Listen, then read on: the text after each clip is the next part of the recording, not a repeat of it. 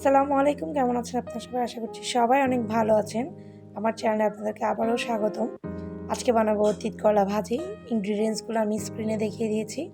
দিয়ে দিচ্ছি পরিমাণ মতো সয়াবিন তেল। যারা এখনও আমার চ্যানেলটি সাবস্ক্রাইব করেননি তাদের কাছে রিকোয়েস্ট, চ্যানেলটি সাবস্ক্রাইব করতে ভুলবেন না। দিয়ে দিচ্ছি গ্রেট করে রাখা পেঁয়াজ, রসুন, আদা।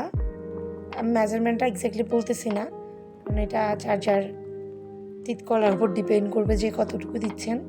দিয়ে দিয়েছি গরুর মাংসের চর্বি। গরুর মাংসের চর্বির সাথে ভালো করে পেঁয়াজ রসুনগুলো কুক হওয়া পর্যন্ত একটু ওয়েট করবো, ভালো করে নেড়ে চেড়ে।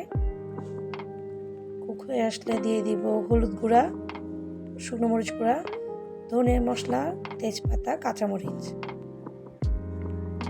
ভালো করে কুক করে নেব এখন প্রত্যেকটা ইনগ্রিডিয়েন্টস।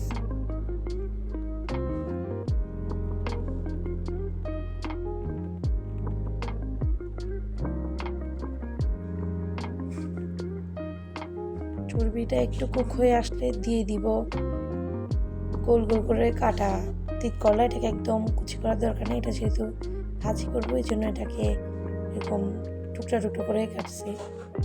ঢেকে দিব কিছুক্ষণের জন্য। এটা ভালো করে এক পিঠ কুক হয়ে আসলে আমরা আবার ফিরে আসতেছি একটু পর।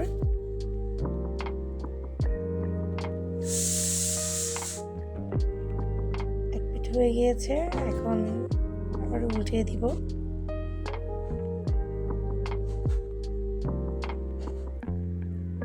তারপরে দিয়ে দিচ্ছি কিউব করে রাখা পেঁয়াজ। এটা স্কিপও করতে পারেন।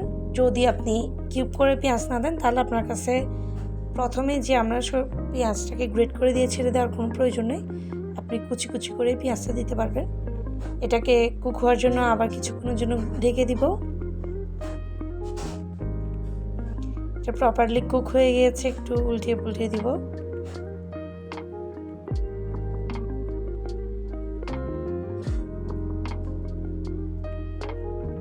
অ্যাড করে দিচ্ছি ধনেপাতা। আজকের ভিডিও এতটুকু। ভিডিও ভালো লাগলে লাইক, কমেন্ট, শেয়ার করতে ভুলবেন না। টিল দেন, আল্লাহ হাফেজ, আসসালামু আলাইকুম। ভালো থাকবেন সবাই।